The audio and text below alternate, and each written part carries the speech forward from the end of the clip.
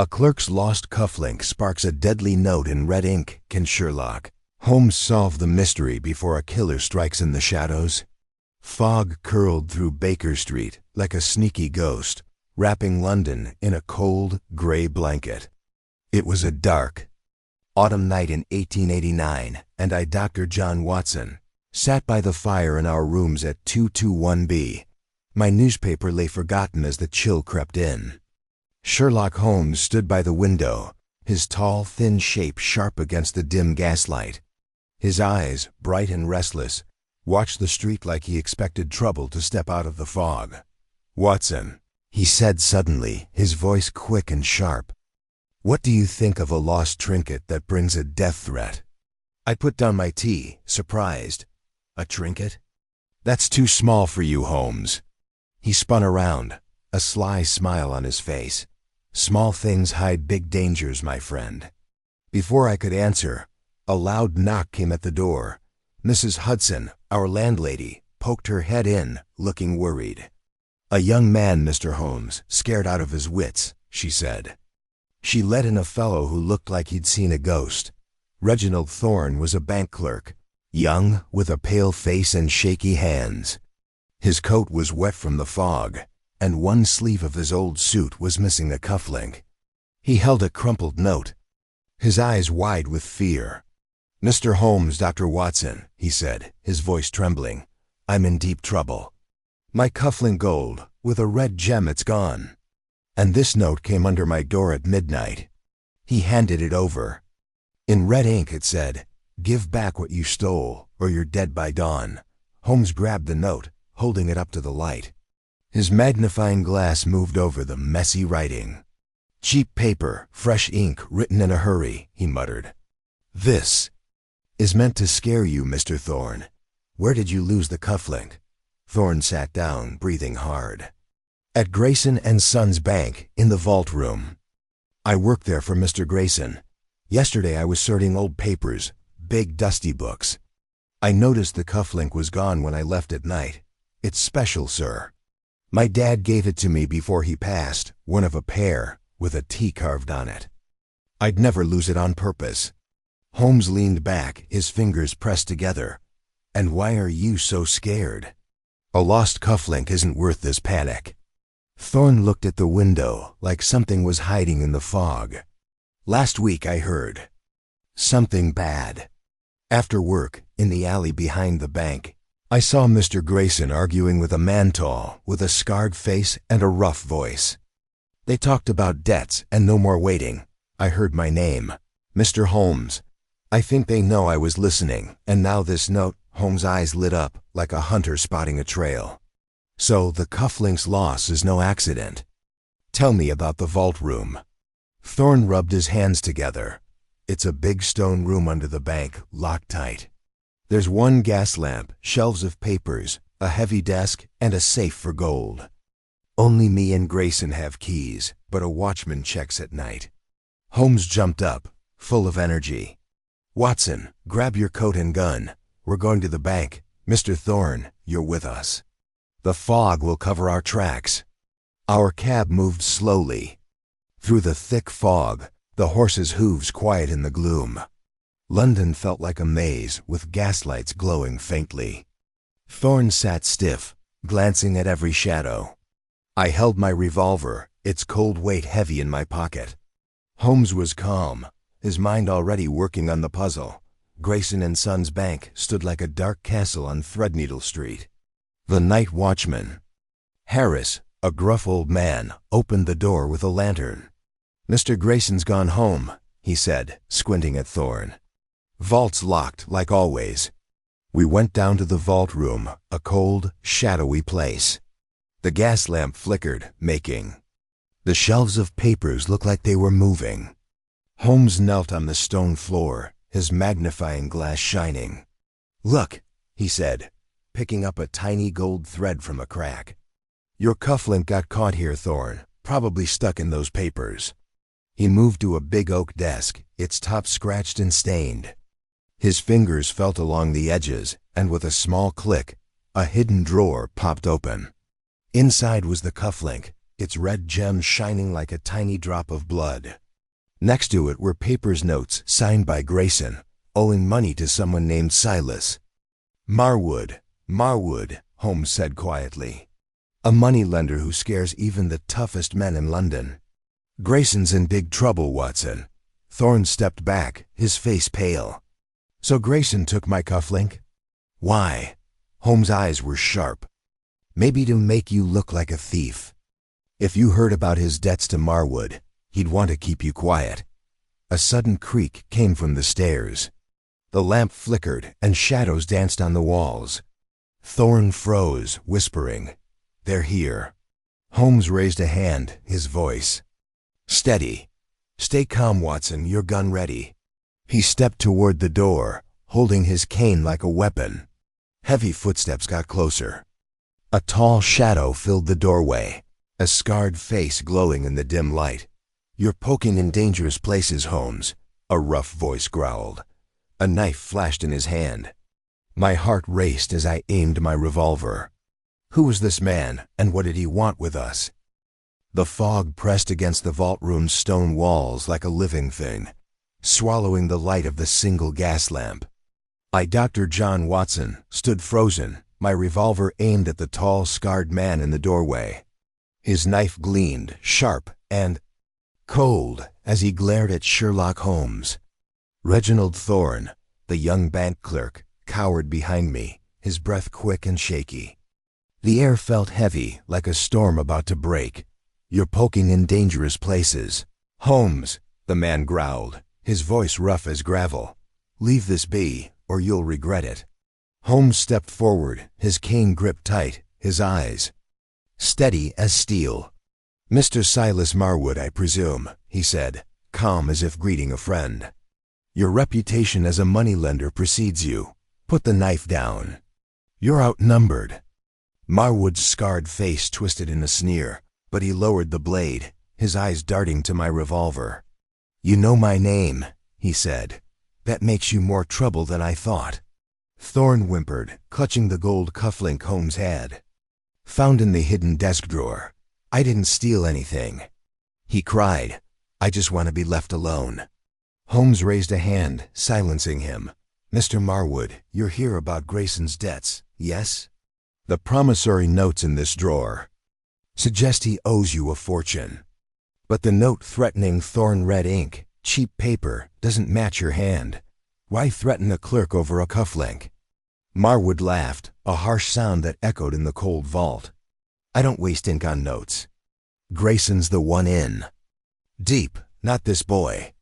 But if he's sniffing around my business, he'll learn to keep quiet." I tightened my grip on the revolver, my heart pounding. "Then why the knife?" I asked. Marwood's eyes flicked to me. "To make sure you don't dig deeper. Walk away, Holmes, or you'll find worse than knives in the fog." Holmes' smile was thin. "Threats don't scare me, Marwood. But they do make me curious. Watson, lower your weapon. Let's hear him out." I hesitated, then obeyed, keeping the revolver ready. Marwood stepped back, his knife vanishing into his coat. "Grayson's debts are my business," he said. "He's late on payments, and I don't like loose ends. That's all you need to know." Holmes tilted his head, studying Marwood like a puzzle. "And yet you came here tonight, to this vault. The moment we arrived, someone tipped you off." "Who?" Marwood's jaw tightened, but he said nothing. He turned and slipped into the dark stairwell, his heavy footsteps fading into the fog outside. The gas lamp flickered, casting shadows that seemed to watch us. Thorne sagged against the desk, pale as a ghost. "He'll kill me, Mr. Holmes. I know it." Holmes patted his shoulder. "Not while I'm here, Mr. Thorne, but we must move quickly. Watson, we return to Baker Street. There's more to this than Marwood's debts." The cab ride back was quiet, the fog thicker than ever. Thorne sat hunched, clutching his cufflink, its red gem catching the dim streetlights. Holmes stared out the window, his mind racing. I could almost hear his thoughts clicking like a machine. Back at 221B, the fire crackled, but the warmth did little to ease my nerves. Holmes lit his pipe, puffing clouds of smoke as he examined the cufflink under a lamp. "Look, Watson," he said, holding it up. A tiny scratch on the edge, barely visible. This wasn't lost, it was pulled off. Deliberately, I leaned closer, squinting. "By Grayson?" "To frame Thorne, like you said?" Holmes nodded. "Perhaps. But Marwood's denial of the note intrigues me. The handwriting too shaky for his steady hand. Someone else wrote it. Someone desperate to scare Thorne." Thorne, sitting by the fire, looked up. "There's more, Mr. Holmes. For days I've felt eyes on me. A cloaked figure, always in the shadows, following me home. I thought I was imagining it, but after that note," Holmes' eyes lit up. "A cloaked figure? Describe them." "Tall, thin, in a dark cloak," Thorne said. "I never saw their face. Last night, near my lodging in Whitechapel, they were there, watching from an alley." Holmes paced, his pipe trailing smoke. "Watson, we need eyes on Marwood. If he's not behind the note, he's still a piece of this puzzle. Tomorrow you'll follow him, disguise yourself cab driver perhaps. I'll stay with Thorne and dig deeper into Grayson's affairs." I nodded, though the idea of tailing a man like Marwood made my stomach twist. "And if the cloaked figure shows up?" Holmes' smile was grim. "Then we'll have another thread to pull." The next morning, I dressed as a cab driver, my face smudged with coal dust, my coat patched and worn. Holmes gave me Marwood's last known address, a grimy tenement near the docks. The fog was thinner but still clung to the streets, hiding corners and muffling sounds. I parked my cab across from Marwood's building, pretending to read a paper while watching the door. Hours passed, my eyes stinging from the damp air. Finally, Marwood appeared, his scarred face half hidden by a hat. He moved fast, heading toward the river. I followed, keeping my distance, my heart thumping as we entered a maze of narrow alleys. The docks smelled of salt and rot, with ships looming like ghosts in the mist. Marwood slipped into a rough tavern, its sign creaking in the wind. I waited outside, then crept to a grimy window, peering in. Marwood sat at a corner table, talking to a wiry man with a weasel-like face. Their voices were low, but I caught words: "Grayson, debts, the clerk." A woman sat nearby, her face hidden by a hood, listening closely. Her head turned, and I ducked, my pulse racing.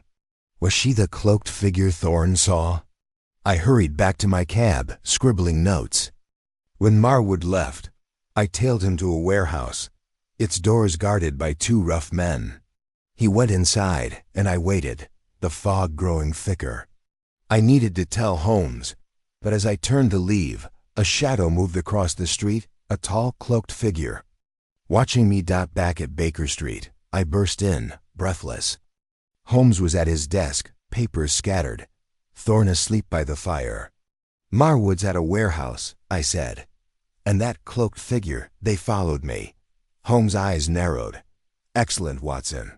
You've stirred the nest." He stood, grabbing his coat, but we're not alone. A loud crash shook the room. A rock smashed through the window, landing at our feet. Tied to it was a note in red ink. "Stop now, Holmes, or your next." Thorne woke with a cry, and I drew my revolver, staring at the broken glass. The fog outside seemed to pulse with danger. Who was out there, and how did they know we were closing in? The fog clung to Baker Street like a damp cloak, hiding the world beyond our shattered window. I, Dr. John Watson, stood with my revolver drawn, staring at the rock that had crashed through moments ago. Tied to it was a note in blood-red ink. "Stop now, Holmes, or you're next." Reginald Thorne, the young bank clerk, trembled by the fire, his gold cufflink clutched tight. Sherlock Holmes knelt by the broken glass, his magnifying glass glinting as he studied the note, his face calm, but sharp as a blade. "Watson," he said, his voice low, "this paper matches the first note, same cheap stock, same shaky hand. Our enemy is desperate and close." Thorne's eyes darted to the window. They're out there, Mr. Holmes, watching us. Holmes stood, brushing glass from his coat. Indeed, Mr. Thorne. And that cloaked figure you saw, the one Watson spotted. At the docks, they're part of this. Watson, your tavern sighting, the woman in the hood. Tell me everything. I steadied my nerves, holstering my revolver. She was in the corner, listening to Marwood and a weasel-faced man. Dark hood, slim build, didn't speak. When she turned, I hid. Could be the cloaked figure Thorne's seen. Holmes' eyes lit up like a hunter on a scent. A woman. Perhaps pulling strings in the shadows. We must find her. Watson, rest tonight. Tomorrow we track her to the docks. Thorne, stay here safe for now. Sleep was hard to come by, with the fog pressing against the boarded-up window and Thorne's snores filling the room. My dreams were full of knives and red ink. At dawn, Holmes was already up, his pipe puffing smoke like a dragon's breath. He handed me a sketch of the cufflink, its tiny scratch marked in ink. This scratch, Watson, he said, was made by a sharp tool, not an accident. Someone wanted that cufflink off Thorne's sleeve, I frowned. Grayson, to frame him? Or someone else, Holmes said. Marwood's denial of the note bothers me. Let's see what the docs reveal. We left Thorne with Mrs. Hudson, who promised to keep him fed and hidden. The fog was thinner today, but the air was cold, biting my face as our cab rattled toward the river. The docks smelled of fish and tar, with ships creaking in the mist. Holmes led me to a narrow street lined with boarding houses, their windows dark and grimy. Marwood's tavern is near, Holmes said, his voice a whisper. The woman was listening, likely irregular. We'll start here. He pointed to a sagging building with a sign, Mrs. Finch's Lodgings. The door creaked as we entered, the hall smelling of damp wood and stale soup. Mrs. Finch, a plump woman with sharp eyes, squinted at us. Rooms? Full up, she snapped. Holmes smiled, slipping her a coin. Not a room, madam. Information. A woman, slim, in a hooded cloak, seen near the tavern. A lodger here, perhaps. Her eyes narrowed, but the coin worked. Might be Eliza Carver. Second floor, room 5. Keeps to herself, comes and goes at odd hours. Don't cause trouble, mind. We climbed the creaky stairs, the air growing colder. At room 5, Holmes knocked softly. No answer. He pulled a thin tool from his pocket and picked the lock in seconds. The room was small, with a single bed, a cracked mirror, and a table piled with papers. A dark cloak hung on a hook, matching Thorne's description. Holmes rifled through the papers, his fingers quick. Letters, he said, unsigned, but in a woman's hand. Mentions of Grayson and ruin. Look, Watson, a bank ledger, marked with coded numbers. I peered over his shoulder. The ledger had rows of figures, with strange symbols in the margins. Stolen from the bank? I asked. Likely, Holmes said. This suggests Grayson's been hiding money, maybe to dodge Marwood. But why involve Thorne? A photograph on the table caught my eye, a younger Grayson with a woman, both smiling. Who's this? I asked. Holmes studied it, his face tightening. Eliza Carver, I'd wager. Grayson's sister, estranged after their father's bank failed years ago. She blames Grayson for their ruin. This is personal, Watson. A floorboard creaked outside. Holmes froze, his hand on his cane. The door burst open, and there she was, Eliza Carver, tall and thin, her dark eyes blazing under a hooded cloak. You're Sherlock Holmes, she said, her voice cold. You're meddling in things you don't understand. I reached for my revolver, but Holmes waved me off. Miss Carver, he said, your grudge against your brother is clear. Did you take Thorne's cufflink to frame him, or is there a bigger game here? Eliza's lips curled. Grayson's a thief, hiding money while I starved, but I didn't write your precious notes. Someone bigger is pulling strings, a boss you'll never catch. Holmes stepped closer. Then tell me who. The broker, perhaps. Her eyes widened, just for a moment, before she laughed. "You're clever, Holmes, but not clever enough. Stay out of this or you'll lose more than a cufflink." She turned to flee, but Holmes grabbed her arm. A knife flashed in her hand, slashing at him. He dodged, his cane knocking the blade to the floor. Eliza twisted free and ran, her cloak vanishing down the stairs. We chased after her, but the fog swallowed her up outside. "Blast it," I panted. "She's gone." Holmes' eyes gleamed. "Not for long, Watson. That ledger, she left it behind. It's a gold mine." Back at Baker Street, Holmes spread the ledger on his desk, his fingers tracing the coded symbols. Thorne sat by the fire, still shaken. "What does it mean, Mr. Holmes?" he asked. "It means Grayson's been stealing from the bank," Holmes said. "These codes hide payments, likely to cover his debts to Marwood, but Eliza's role suggests revenge, not profit. She wants the bank ruined." I frowned. "And the notes? If not her, who?"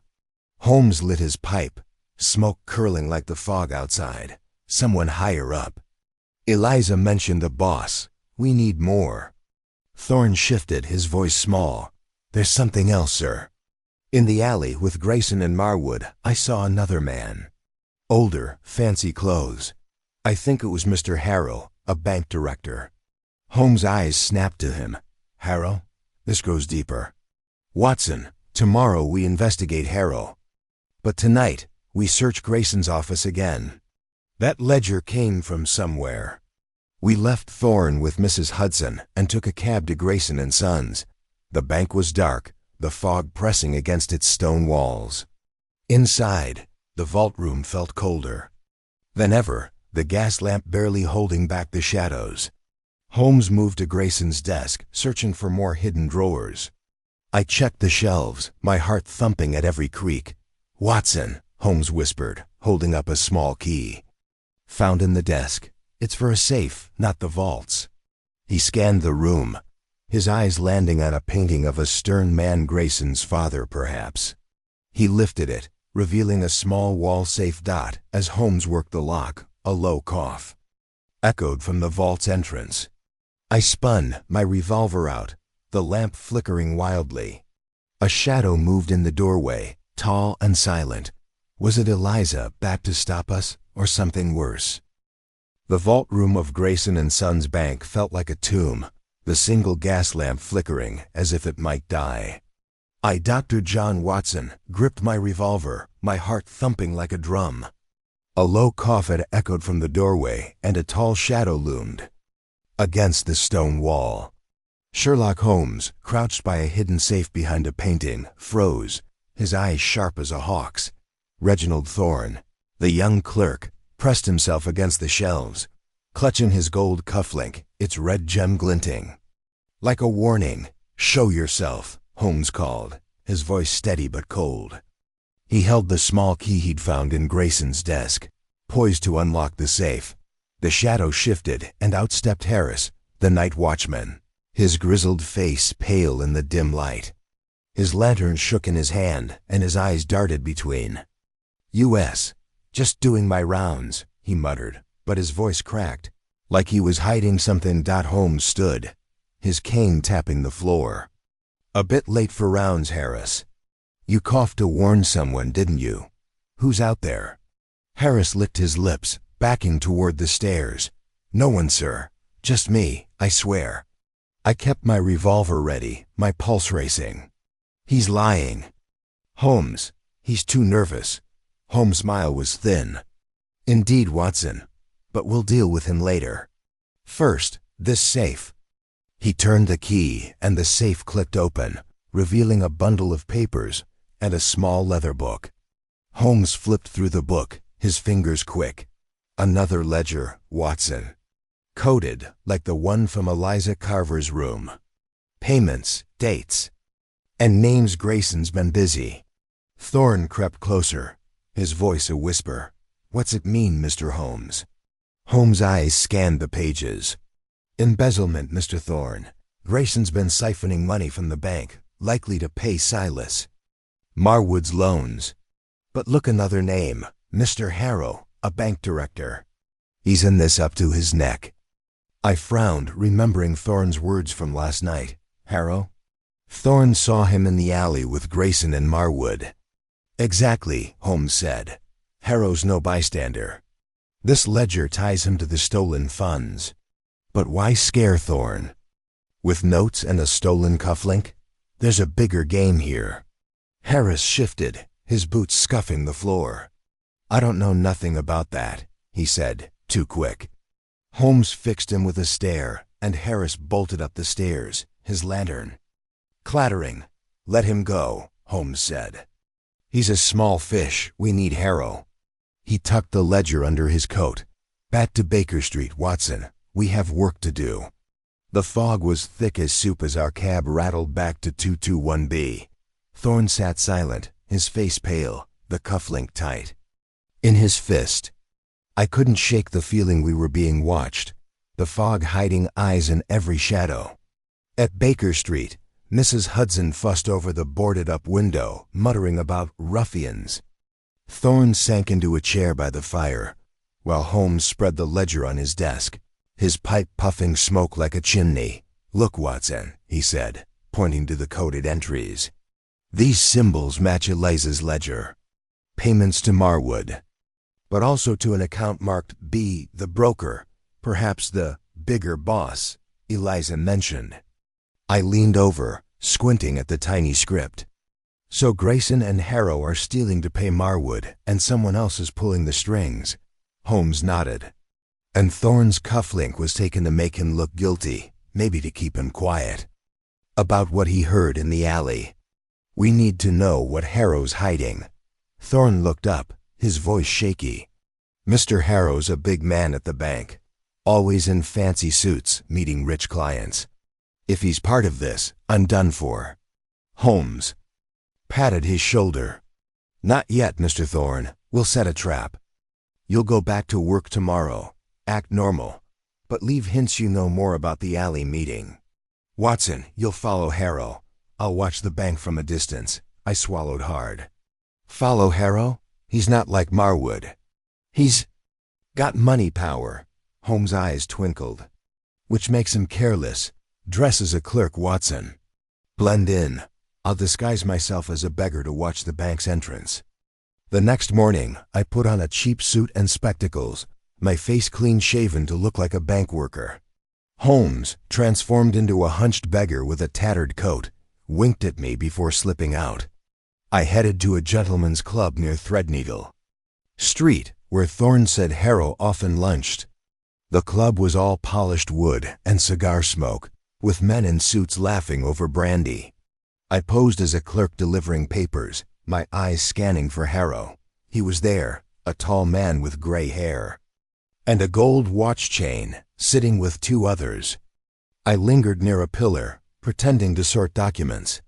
Harrow's voice was low, but I caught words. The clerk's a problem. He knows too much. Handle him quietly. My stomach twisted. They were talking about Thorne. I scribbled notes, my hands sweaty. As Harrow left, I followed, keeping my head down. He took a cab to a quiet street near the bank, entering a tall house with curtained windows. I waited, hiding in an alley, the fog creeping around me. Hours later, I returned to Baker Street, my heart still racing. Holmes was back, his beggar disguise gone, poring over the ledger. Thorne sat by the fire, looking like he hadn't slept. Harrow's planning something, I said, handing Holmes my notes. He wants Thorne handled. Holmes' eyes narrowed. Good work, Watson. Harrow's nervous, which means he's guilty. We'll use Thorne as bait to draw him out. Mr. Thorne, tonight you'll go to the vault room alone, pretending to search for more ledgers. Watson and I will be close, hidden. Thorne's face went white. Alone? They'll kill me. Holmes' voice was firm. They won't, because we'll be there, trust me. That night, the bank was a dark hulk in the fog. Thorne, trembling, unlocked the vault room and stepped inside, a lantern in his hand. Holmes and I hid in the shadows of the stairwell, my revolver ready, Holmes' cane gripped like a sword. The gas lamp in the vault flickered. casting Thorne's shadow on the walls as he shuffled through papers, muttering loudly about Grayson's secrets. Minutes dragged like hours, my breath caught at every creak. Then, a soft scrape came from the vault door. A shadow slipped inside, tall and silent, a knife glinting in their hand. Thorne gasped, dropping his lantern, the light winking out. Darkness swallowed the room, and a low voice hissed, "You should have kept quiet, clerk." My heart pounded as I raised my revolver, but Holmes grabbed my arm, whispering, "Wait." Who was this shadow, and had we just walked Thorne into a deadly trap? Darkness swallowed the vault room of Grayson and Sons Bank. The gas lamp snuffed out when Reginald Thorne's lantern crashed to the floor. I doctored John Watson, crouched in the shadows of the stairwell, my revolver heavy in my hand, my heart pounding. Like a hammer, a shadowy figure had slipped into the vault, their knife glinting as they hissed at Thorne. "You should have kept quiet, clerk." Sherlock Holmes, beside me, gripped his cane like a sword, his whisper sharp. "Wait, Watson." Thorne's gasp echoed in the cold stone chamber, and I feared our trap to catch Harrow's men had gone terribly wrong. The shadow lunged, their knife flashing toward Thorne. Holmes moved like lightning, his cane cracking against the figure's wrist. A yelp of pain broke the silence, and the knife clattered to the stone floor.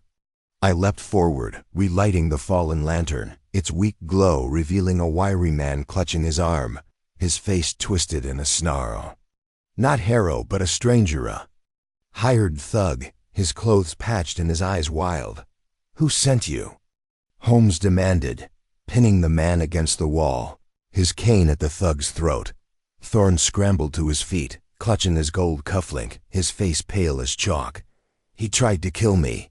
"He stamed," the thug spat, glaring.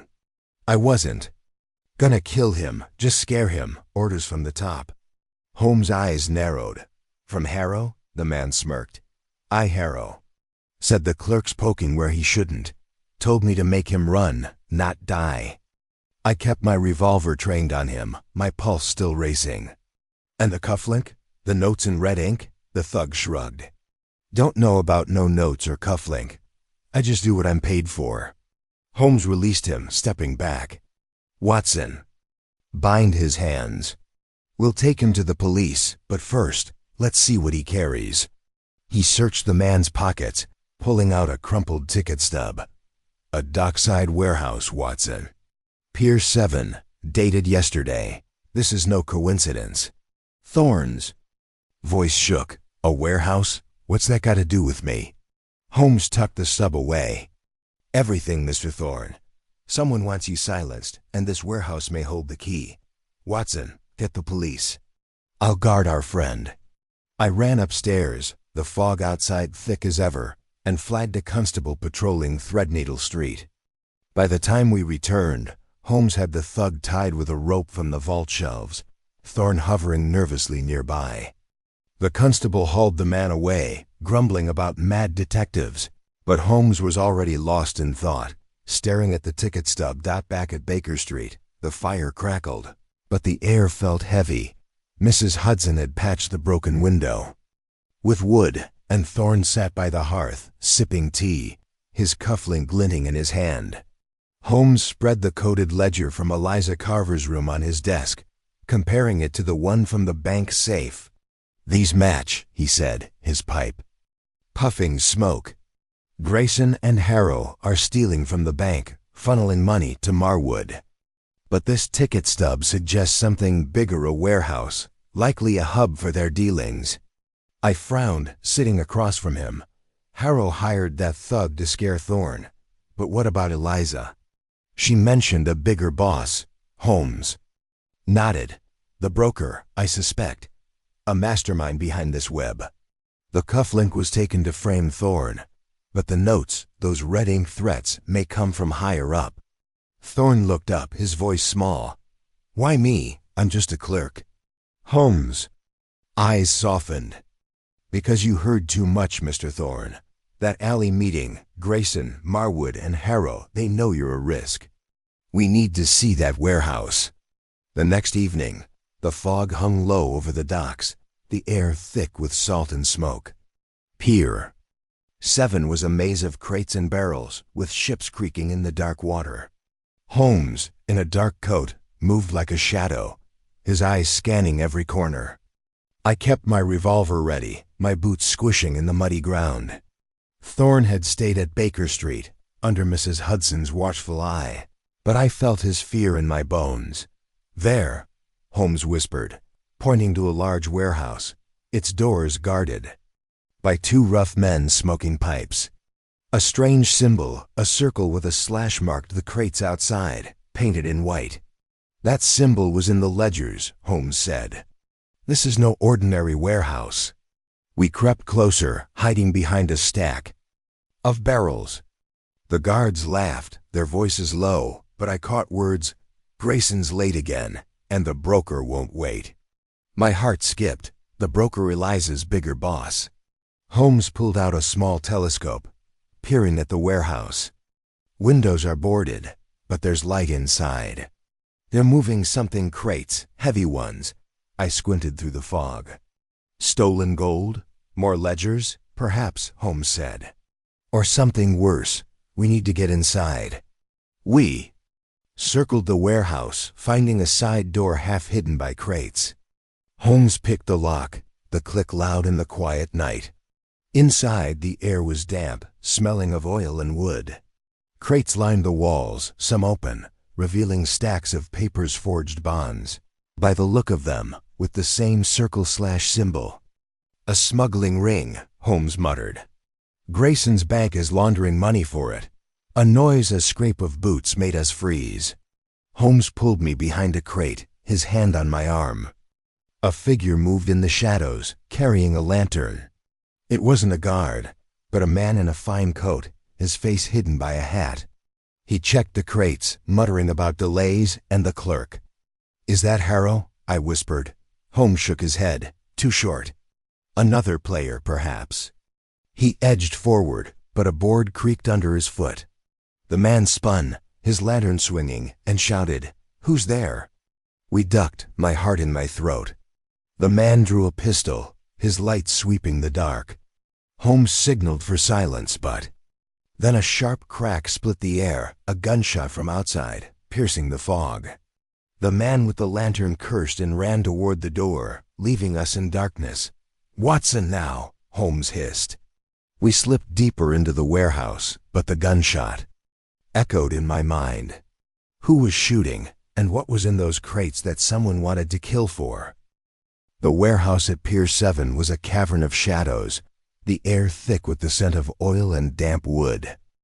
Dr. John Watson crouched behind a crate, my revolver a cold wig in my hand, my heart pounding from the gunshot that had pierced the fog. Outside, Sherlock Holmes, beside me, was still as a statue, his eyes fixed on the man in the fine coat who had just fled toward the warehouse door, his lantern swinging wildly. The crates around us, marked with the circle/slash symbol from the ba coded ledgers, loomed like silent conspirators in the dimness. The fog outside seemed to pulse with danger, and I wondered if we had stumbled too deep into the broker's web. Holmes's whisper was barely audible. "Stay low, Watson." That shot was no accident, a signal, perhaps, or a warning. His fingers tightened on his cane, his mind racing through the puzzle before us. The man in the coat had vanished through the door, his shouts fading into the night. From outside came the sound of running boots and muffled voices, too garbled to make out. Holmes crept forward, motioning me to follow. We edged toward a stack of crates near the door, their contents forged bonds, as Holmes had deduced, spilling slightly from an open lid. He paused, his magnifying glass glinting as he examined a crate's edge. "Fresh scratches," he murmured. "These were moved recently, likely tonight." I kept my revolver ready, my eyes darting to the shadows. "The broker's men?" I whispered. "Or Harrow's?" Holmes's lips curved into a faint smile. "Both, I suspect. The circle/slash symbol ties Grayson, Harrow, and this warehouse to the broker's smuggling ring. That gunshot suggests someone's plans have gone awry." A low creak echoed from deeper within the warehouse, and we froze. A faint light flickered in the distance, moving like a will-o'-the-wisp. Holmes signaled for silence, and we slipped behind another crate, the damp wood pressing against my back. The light grew closer, revealing a figure, a woman, tall and slim, her face half hidden by a hooded cloak. Eliza Carver. Her dark eyes scanned the darkness, a small pistol in her hand, its barrel catching the lantern's glow. "Eliza," Holmes called softly, stepping into the light, his cane raised but not threatening. "You're a long way from Mrs. Finch's lodgings." She spun, her pistol snapping up, but she hesitated at the sight of Holmes. "You're a fool to come here, Holmes," she hissed, her voice low and fierce. "This place is a trap, and you've walked right into it." I stepped out, my revolver trained on her. "Drop the gun, Miss Carver," I said, my voice steadier than I felt. "We know about Grayson, Harrow, and the broker. What's your part in this?" Eliza's lips curled, but she lowered her pistol, placing it on a crate. "My part? Revenge. Grayson ruined our family, and now he's stealing from his own bank to save his skin. I took Thorne's cufflink to make him look guilty, to bring Grayson down. But the broker..." Her voice faltered, her eyes flicking to the door. "He's bigger than all of us." Holmes's eyes narrowed. "And the notes in red ink? You denied writing them." "I did," she snapped. "They're not mine. The broker's men, maybe, or Harrow's. They want Thorne quiet, and now you." A sudden shout from outside broke the tension, a man's voice, sharp and angry. "Search the warehouse, they're here." The sound of boots grew louder, and the door rattled as someone pounded against it. Holmes grabbed Eliza's arm. "If you want Grayson ruined, help us. What's in these crates, and where's the broker?" Eliza pulled free, her eyes blazing.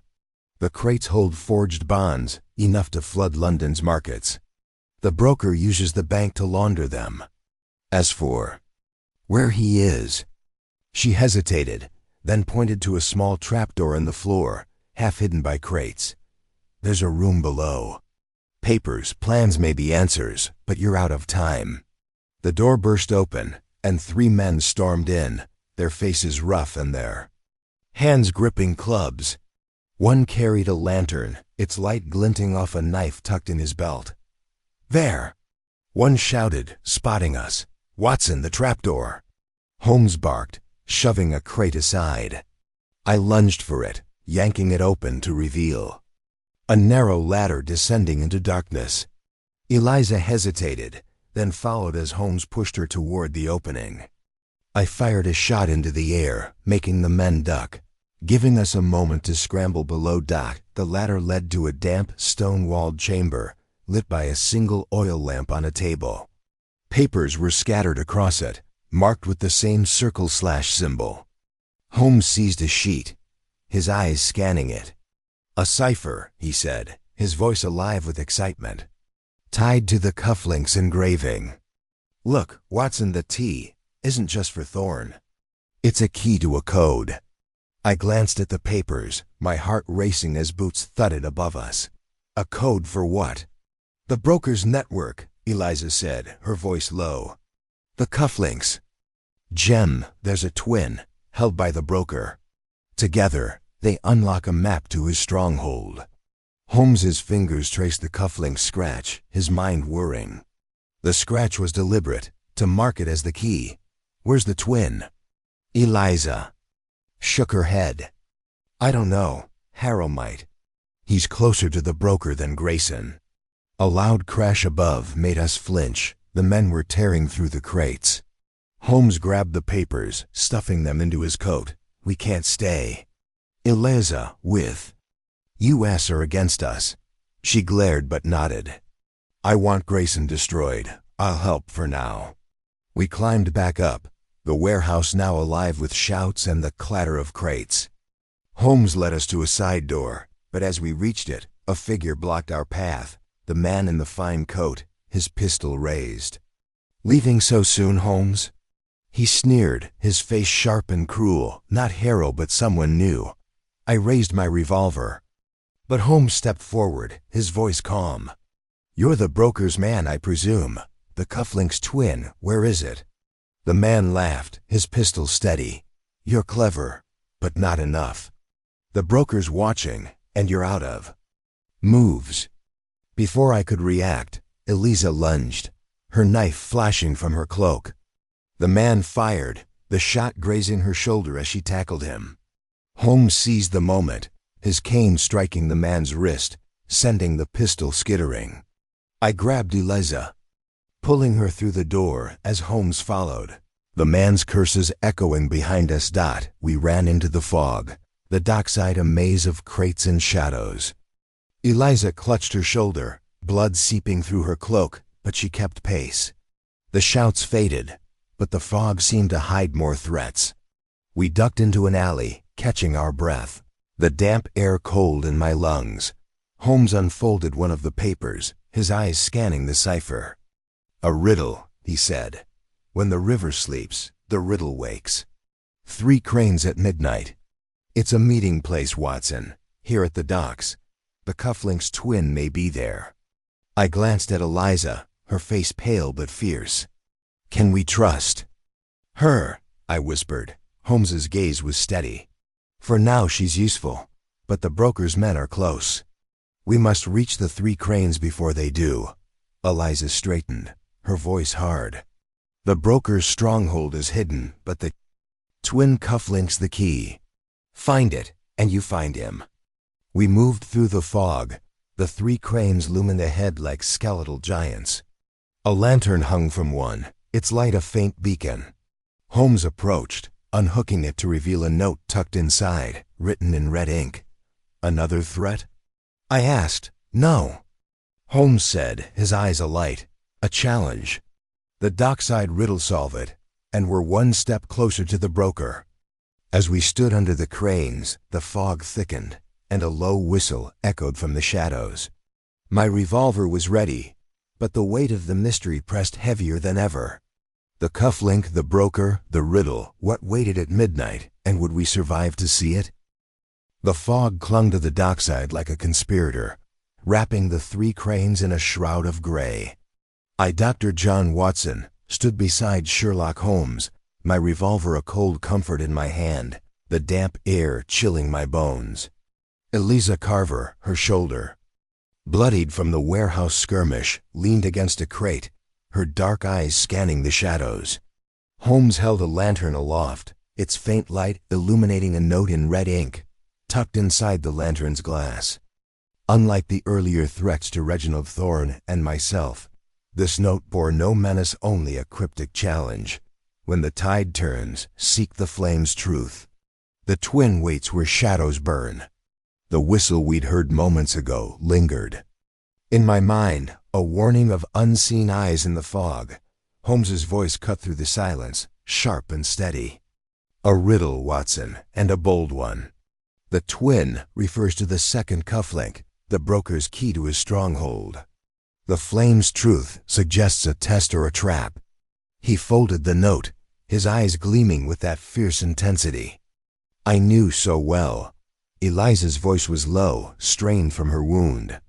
"The broker's playing games. He knows you're close, Holmes. That note's bait." I tightened my grip on my revolver, glancing at the looming cranes. "Then why bring us here?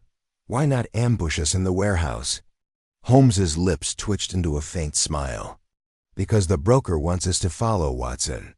He's testing our resolve or our recklessness. Eliza, you mentioned a stronghold. Where would the broker hide his secrets?" She hesitated, her gaze flicking to the fog.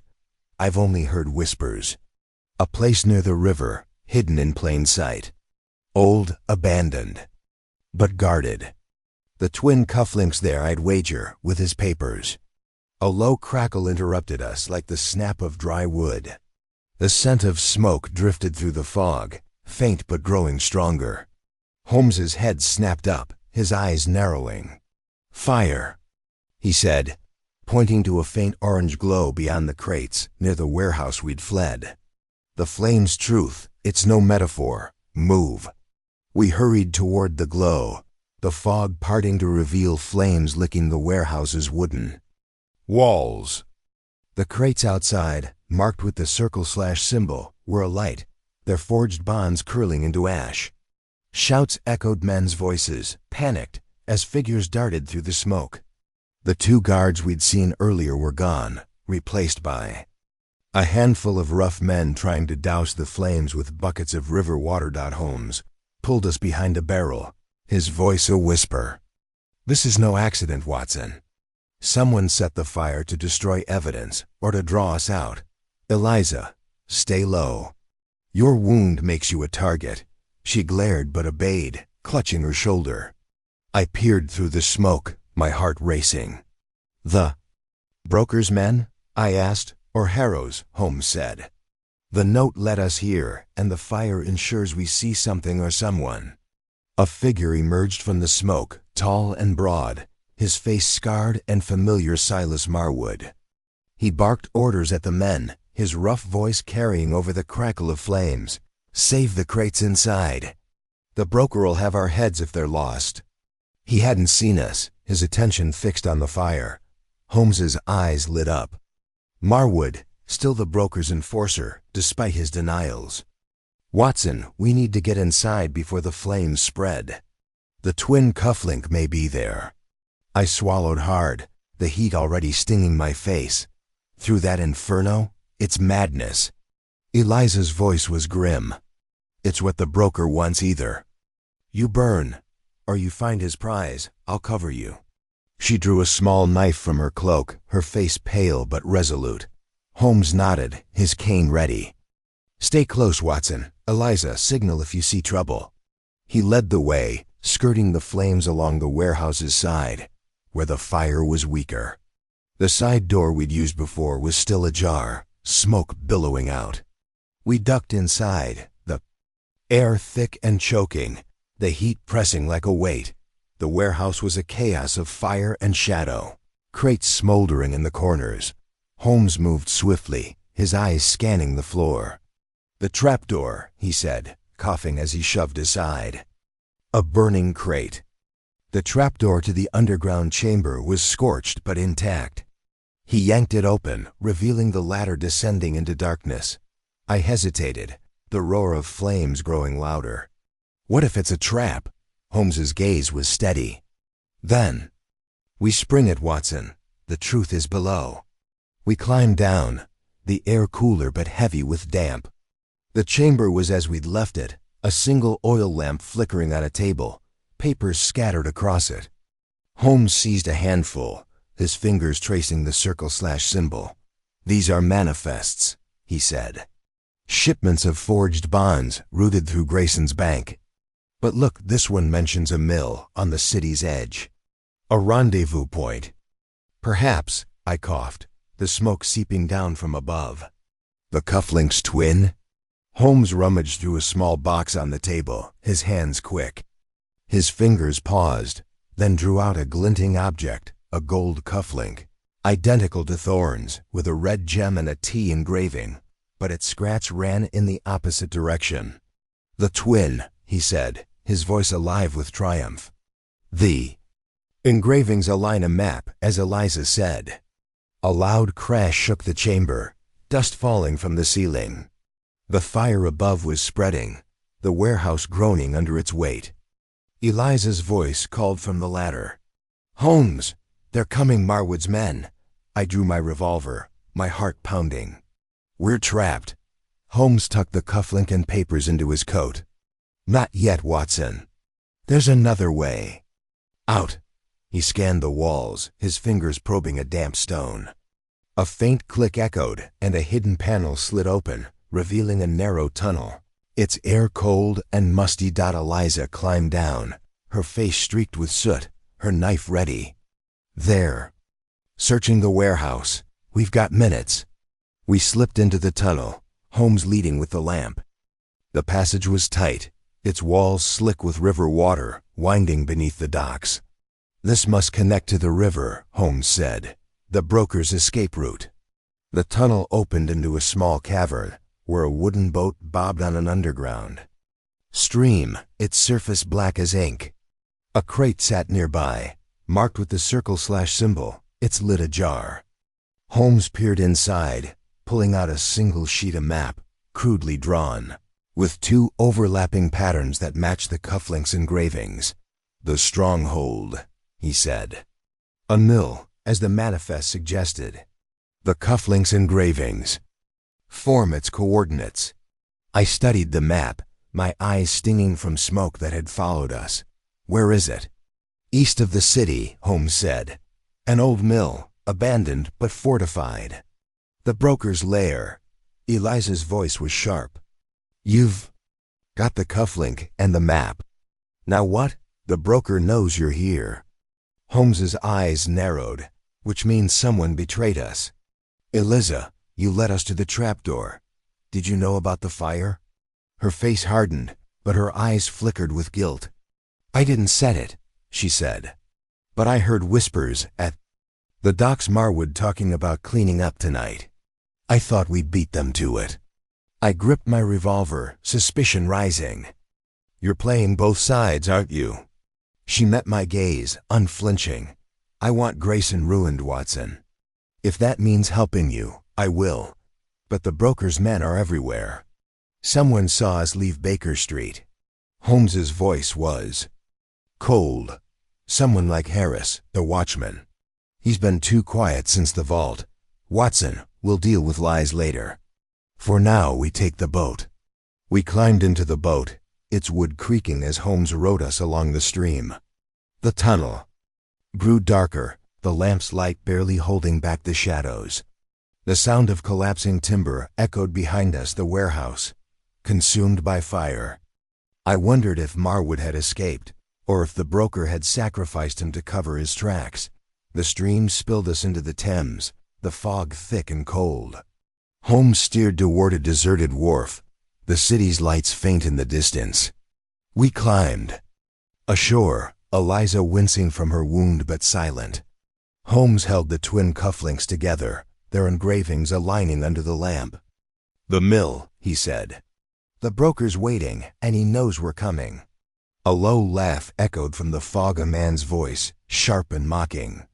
A figure stepped forward, his face hidden by a hat, a pistol gleaming in his hand. "You're persistent, Holmes," he said. "But the broker's plan is bigger than you can stop." I raised my revolver, but Holmes grabbed my arm. "Not yet, Watson. Who are you?" The man tipped his hat, revealing a sharp face. Not Marwood, not Harrow, but the man from the warehouse in the fine coat. "A messenger," he said. "The broker says to keep the cufflinks. You'll need them to find him, and when you do, you'll wish you hadn't." He vanished into the fog, his laughter lingering. Eliza cursed under her breath, her knife still in hand. I looked at Holmes, my heart heavy. "A trap?" "Undoubtedly," Holmes said, his eyes burning with resolve.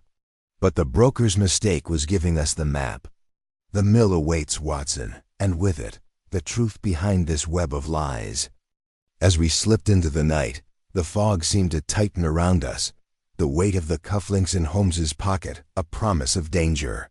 The fire had revealed one truth, but lies still hid in the shadows, and the broker's plan was only beginning to unfold.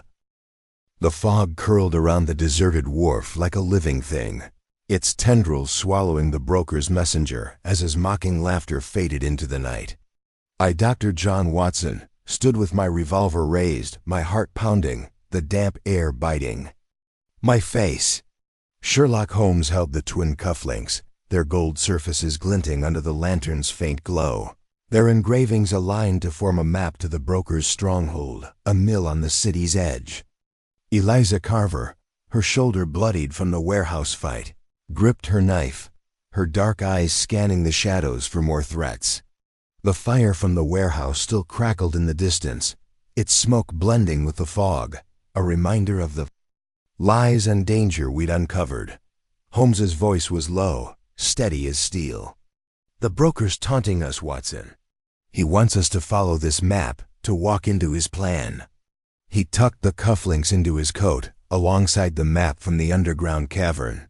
His eyes burning with resolve, I lowered my revolver, my breath visible in the cold. A trap, then? Why give us the cufflinks and the map? Eliza's voice was sharp, strained by her wound. Because he's arrogant. The broker thinks you can't outsmart him, Holmes. That mill, it's his fortress. But it's also his pride. Holmes's lips twitched into a faint smile. Pride is a weakness, Miss Carver. Let's use it. Watson, we return to Baker Street. We need to prepare for the mill, and I must study this map.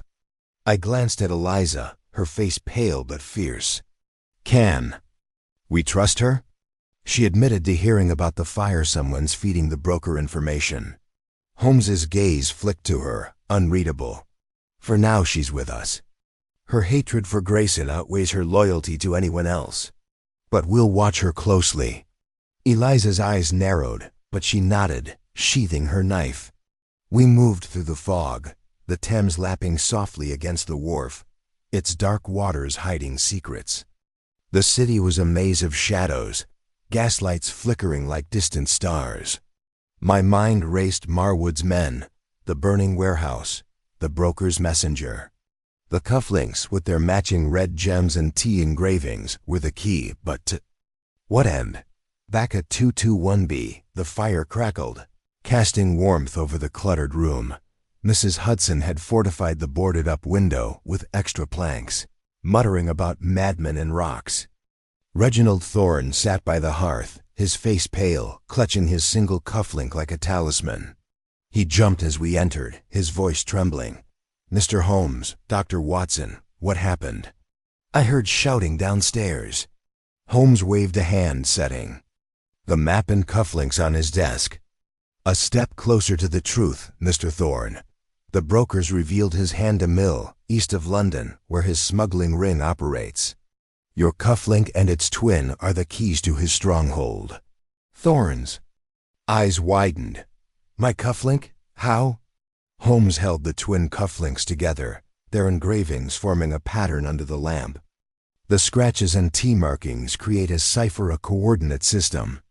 Combined, they point to the mill's location, hidden in the map we found. The broker's smuggling forged bonds through Grayson's bank, with Harrow as his accomplice. I sat across from him, my revolver on my lap.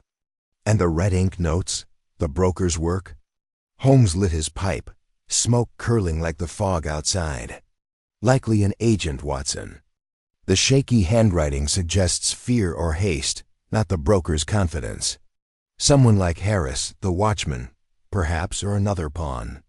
Eliza, leaning against the wall, her wound bandaged by Mrs. Hudson, snorted. You're still guessing, Holmes. The broker's cleverer than Grayson or Harrow. He's been watching since the start. Holmes's eyes flicked to her. And you, Miss Carver? Did you tip off Marwood about our dockside visit? Her face hardened. I told you, I overheard Marwood at the docks, talking about cleaning. I didn't betray you. I want Grayson ruined, not you dead. I wasn't convinced, but Holmes nodded, his mind already elsewhere. He spread the map, its crude lines marking the mill near the River Lee, surrounded by marshes. The mill's abandoned, but fortified, he said. The broker's using it to store his bonds and coordinate his network. We go tonight, before he moves the evidence. Thorne's voice was a whisper. Tonight, they'll kill us. Holmes's gaze was steady. Not if we're prepared, Mr. Thorne. You'll stay here, under Mrs. Hudson's care. Watson, Eliza, and I will face the mill. I swallowed hard, the memory of the warehouse fire fresh. What's the plan, Holmes? He tapped the map. We infiltrate quietly, find the broker's papers, and confirm his identity. The cufflinks may unlock more than a map, perhaps a safe or a hidden cache. Eliza, you know the docks. Any routes to the mill? She nodded, wincing as she moved her shoulder. A canal runs nearby, used for smuggling. Small boats can reach the mill unseen. Holmes's eyes gleamed. Perfect. We'll take a boat, avoid the roads. Watson, bring your revolver and a lantern. Eliza, your knife and your honesty. The night was black as pitch. The fog thinner but colder as we boarded a small boat at a dock near the lee. Eliza steered, her movements sure despite her wound, the canal's water lapping softly against the hull. Holmes sat at the bow, studying the cufflinks under a shaded lantern, his fingers tracing their engravings. I gripped my revolver, the silence heavy with the weight of what lay ahead. The mill loomed through the fog, a dark silhouette against the marshy horizon. Its walls were crumbling brick, its windows boarded, but a faint light flickered inside. Eliza tied the boat to a rotting post, and we crept ashore, the mud sucking at our boots.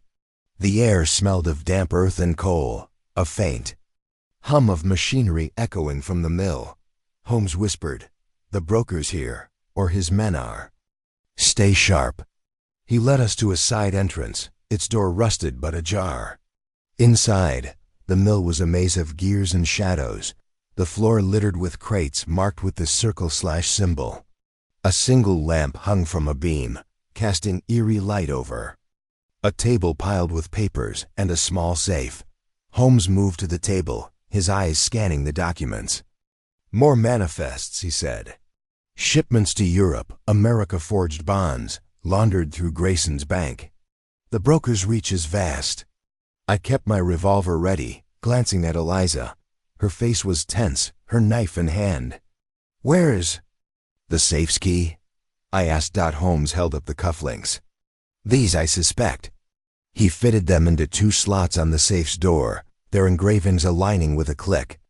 The safe opened, revealing a leather book and a stack of letters, all marked with the circle/symbol. Holmes flipped through the book, his voice low. "Names, Watson, politicians, merchants, even police. The broker's blackmailing half of London." A soft scrape echoed from the shadows, and I spun, my revolver raised. A figure stepped into the light. Mr. Harrow, his gray hair disheveled, a pistol in his hand. "You're too late, Holmes," he said, his voice shaking. "The broker's plan is in motion. Those bonds will crash the market, and I'll be rich." Holmes's voice was calm, but his cane was ready. "And Thorne? The notes?" Harrow laughed, a nervous edge to it. "The notes were mine, to scare the clerk off. The broker ordered it. He wanted you distracted." Eliza lunged, her knife flashing. But Harrow fired, the shot grazing her leg. She fell with a cry, and I fired back, my bullet splintering a crate. Holmes moved like a specter, his cane striking Harrow's wrist, sending the pistol skittering. But more footsteps echoed, men, 5 or 6, emerging from the mill's depths, their clubs and knives gleaming. "Watson, the papers!" Holmes shouted, grabbing the book and letters. I fired into the air, scattering the men, and helped Eliza to her feet, her leg bleeding but her eyes fierce. We ran for the door, Holmes leading, as the men gave chase, their shouts filling the mill. Burst into the fog, the canal's edge slick underfoot. Eliza stumbled, but I held her up, my revolver covering our retreat.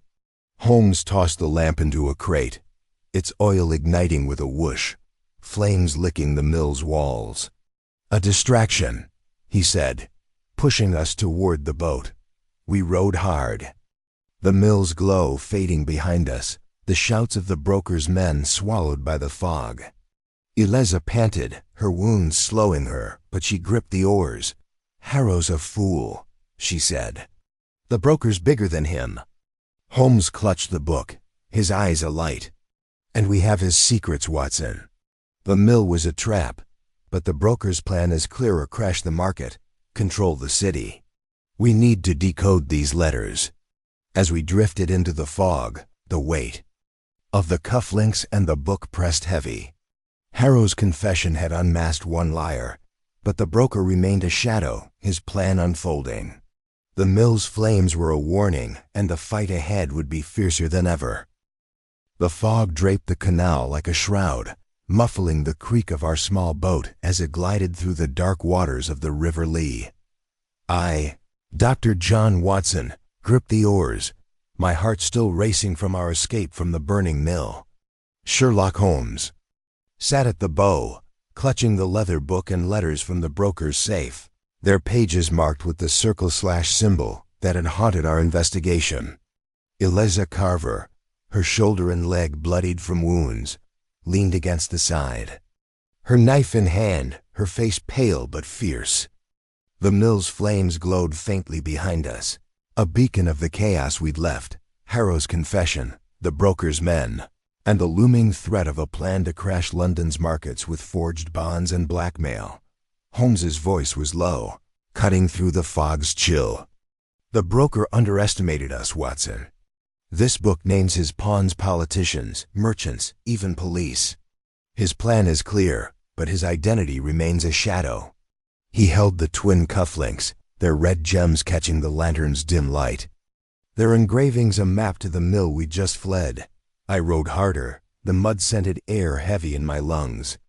Harrow's behind the notes, but the broker's still out there. Why let us take the book? Eliza's voice was sharp, strained by pain. He didn't let you. You were faster. But he'll come for it, Holmes. That book's his power. Holmes's eyes gleamed, which is why we returned to the mill, Watson. The broker's men are scattered. The fire's a distraction. They'll regroup, and we'll catch them off guard. I stared, my hands faltering on the oars. Back, the place is burning. Holmes's smile was grim. The fire's contained to the crates, not the structure. The broker's lair holds more secrets, a safe perhaps, or a clue to his identity. We can't let him slip away. Eliza gripped her knife tighter. You're mad, Holmes. His men are armed, and I'm in no shape for a fight. Holmes's gaze flicked to her. Then stay in the boat, Miss Carver. Your wounds excuse you, but your knowledge doesn't. If you're hiding anything, now's the time to speak. Her eyes flashed, but she shook her head. I've told you everything. Grayson's ruin is my goal, not the broker's, but I'll fight if I must. I wasn't convinced, her earlier hesitation at the dock still nagging me, but Holmes nodded, his mind already racing ahead. We tied the boat to a rotting post near the mill, the fog thicker now, blending with smoke.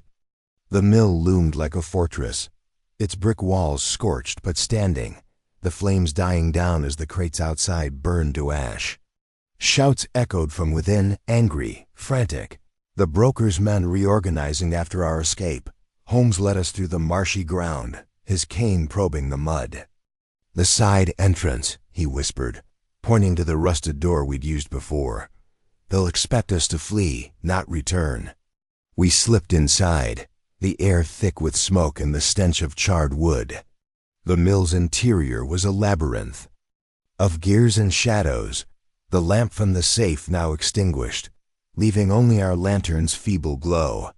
Crates lined the walls, some splintered from the fight, their circle/symbols barely visible.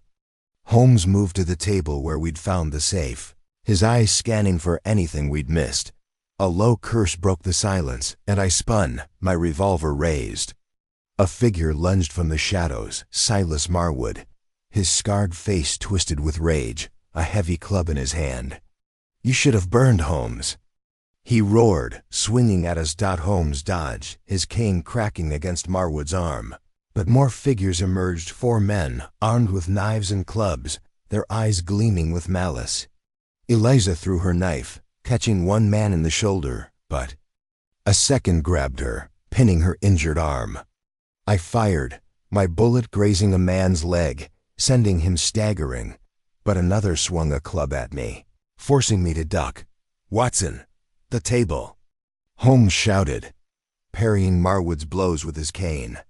I dove behind it, dragging Eliza with me, her breath ragged as she fought off her attacker. Holmes moved like a phantom, his cane a blur, felling one man with a precise strike to the temple. Fight was chaos, the mill's gears groaning as if echoing the struggle. I fired again, scattering the men, but Marwood was relentless, his club smashing a crate beside Holmes. The broker'll bury you, he snarled, his scar livid in the lantern's light. Holmes's voice was calm, even as he dodged. Then, tell me his name, Marwood. Who pulls your strings? Marwood laughed, a harsh sound. "You'll meet him soon enough." He lunged, but Holmes sidestepped, tripping him with his cane. Marwood fell hard, his head striking a gear, and he lay still, unconscious. The remaining men hesitated, their eyes darting to Marwood's crumpled form. Eliza seized the moment, kicking her attacker's knee, sending him howling. I fired a warning. Shot, and the men fled into the shadows, their footsteps fading. We stood panting, the mill quiet but for the creak of settling timbers. Eliza clutched her wounds, her face pale. "They'll be back," she said. "The broker's not done." Holmes knelt by Marwood, searching his pockets. He pulled out a small key, its head marked with the circle/symbol.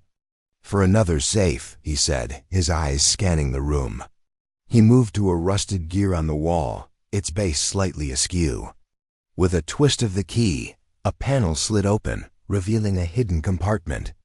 Inside was a single letter, sealed with a wax stamp bearing the same symbol. Holmes broke the seal, his eyes scanning the text.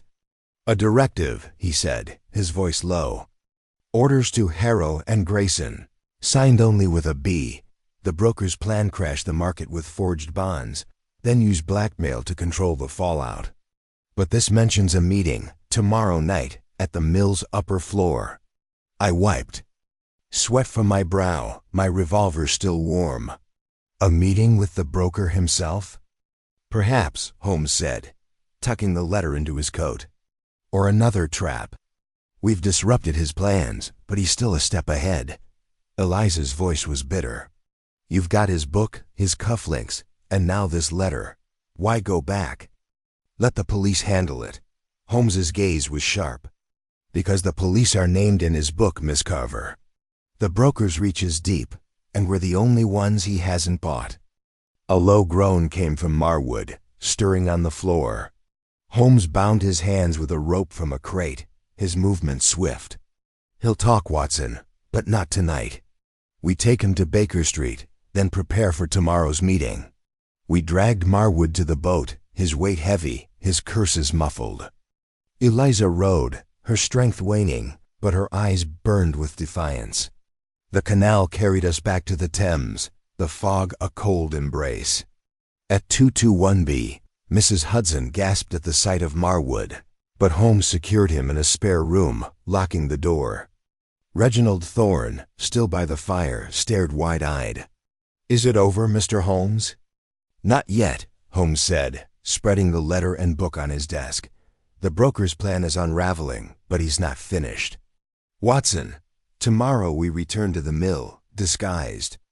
The meeting will reveal the last piece of this puzzle." I nodded, exhaustion settling in my bones. "And Eliza?" She stood by the door, her wounds bandaged but her face hard. "I'm with you until Grayson's ruined. But don't trust me too far, Holmes." Holmes's smile was faint. "I trust no one, Miss Carver, but your knife is useful." As dawn broke, the fog lingered outside, a reminder of the danger awaiting us. Holmes pored over the letter, his pipe trailing smoke. The cufflinks, the book, the letter all pointed to the mill, where the broker's plan would culminate. Marwood's silence, Harrow's treachery, and Eliza's shaky loyalty were threads in a tightening web. The fight in the mill had won us. A clue, but the real battle loomed, and the broker's shadow grew darker with every step. The fog pressed against Baker Street like a silent conspirator, its gray tendrils seeping through the cracks of our boarded-up window. Dr. John Watson, sat by the fire at 221B, my revolver on my lap, its weight a grim reminder of the danger. Ahead, Sherlock Holmes stood at his desk, the leather book of the broker's blackmail secrets open before him, its pages marked with the circle/symbol that had shadowed our investigation. The twin cufflinks, their red gems glinting, lay beside a letter signed only with a B, pointing to a meeting tonight at the mill's upper floor. Silas Marwood, bound and sullen in a locked room, had offered no answers, his scarred face a mask of defiance.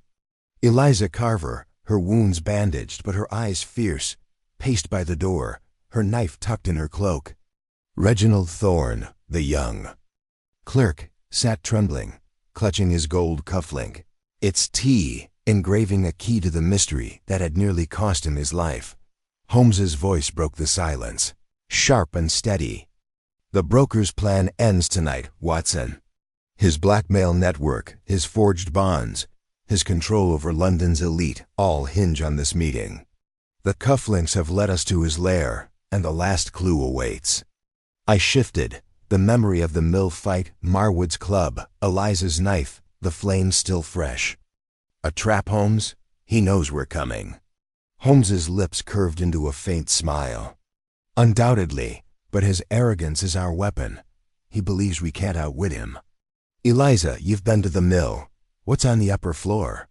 Eliza paused, her face tight with pain. "A storage room, locked tight. Crates, papers, maybe a safe. The broker's men guard it like a fortress. If he's there, that's where he'll be." I frowned, suspicion lingering. "And you, Eliza, you've dodged questions before. Are you leading us to him or into his hands?" Her eyes flashed, but her voice was steady. "I want Grayson ruined. Watson, the broker's my enemy as much as yours. But don't expect me to die for you." Holmes nodded, his gaze unreadable. "Your knife will suffice, Miss Carver.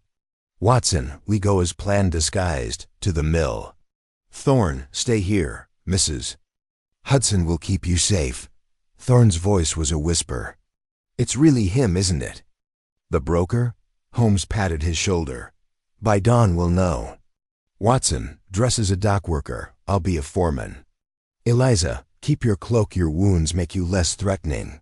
The night was cold, the fog thicker as we took a cab to the River Lee. Eliza guided us to a canal where a small boat waited, its hull creaking in the dark water.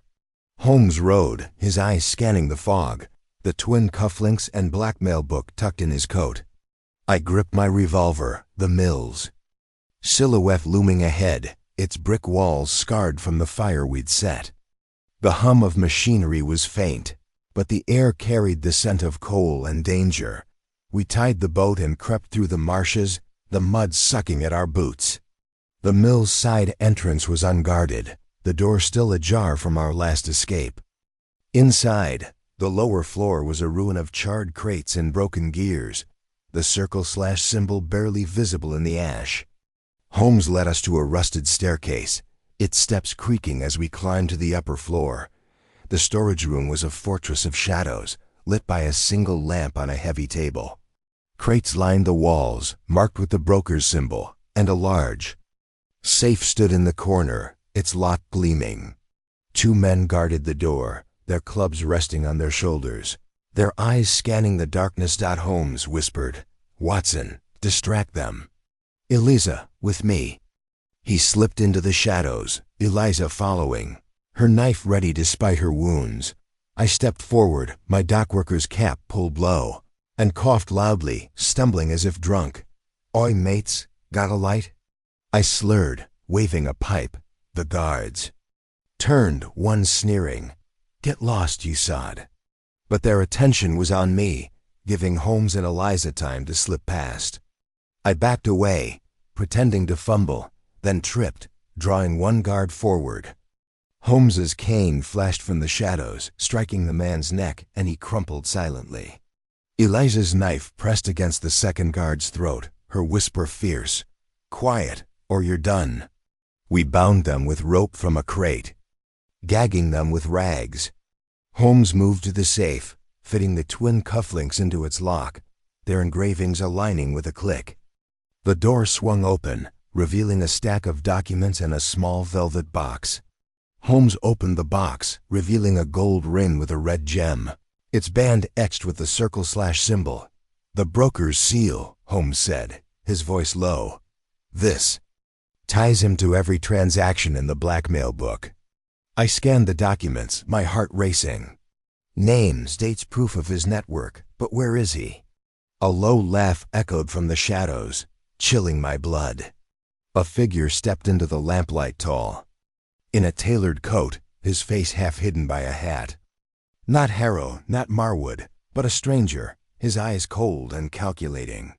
"You're persistent, Holmes," he said, his voice smooth as silk. "But you've brought me exactly what I wanted." I raised my revolver, but Holmes grabbed my arm. "The broker, I presume," he said, his tone calm. "Your plan crash the market, blackmail the city is impressive. But why the cufflinks?" The broker smiled, his pistol glinting. "A sentimental touch. They belonged to my father, a banker ruined by men like Grayson. I took them back, used them to hide my map. You've solved my riddle, but you're too late." Eliza lunged, her knife flashing, but the broker fired, the shot grazing her arm. She fell, cursing, as I fired back, my bullet splintering a crate. Holmes moved like lightning, his cane striking the broker's wrist. But more men poured in, 6, armed with knives and pistols, their faces hard. "Watson, the papers!" Holmes shouted, grabbing the documents and ring. I fired, scattering the men, and dragged Eliza to a crate, her blood staining the floor. Holmes tossed the lamp at a stack of crates, oil igniting in a burst of flame, the room filling with smoke. We ran for the stairs, the broker's men in pursuit, their shouts drowned by the fire's roar. Holmes led us to the lower floor, the mill groaning as flames spread. Eliza stumbled, her wounds slowing her, but I held her up, my revolver covering our retreat. The broker's voice echoed behind us. "You can't stop me, Holmes. London's mine." We burst into the fog, the canal's edge slick underfoot. Holmes pushed us into the boat, rowing hard as the mill blazed, its light cutting through the haze. Eliza panted, clutching her arm, her eyes fierce despite the pain. "You got him," she said. "His ring, his papers, Grayson's finished." Holmes's face was grim. "Not yet, Miss Carver. The broker escaped, but his network is exposed." We reached a dock near Baker Street, the city waking as dawn broke through the fog. At 221B, Mrs. Hudson gasped at our state, tending to Eliza's wounds. Thorne, still clutching his cufflink, stared at the ring. "Is it over, Mr. Holmes?" Holmes spread the documents on his desk, his pipe trailing smoke. "The broker's plan is broken, Mr. Thorne. These papers name his allies, Grayson, Harrow, corrupt officials. The police will act, those not bought by him. Your cufflink led us to his downfall." I frowned, the broker's laughter haunting me, but he's still out there. Holmes nodded, holding the ring. "For now. But his seal, his book, his map, they're ours. The last clue was his arrogance, Watson. He thought we'd fail." Eliza stood, her face pale but resolute. "Grayson's ruined. That's enough for me." She slipped into the fog, her cloak vanishing, leaving her loyalty a mystery dot as Holmes pored over the documents. The fog lifted outside, revealing a city unaware of the danger we'd stopped. The broker was a shadow, but his plan was shattered, thanks to a clerk's lost cufflink and Holmes's relentless mind. The fight was won, but I knew, as long as the broker lived, the game was never truly over.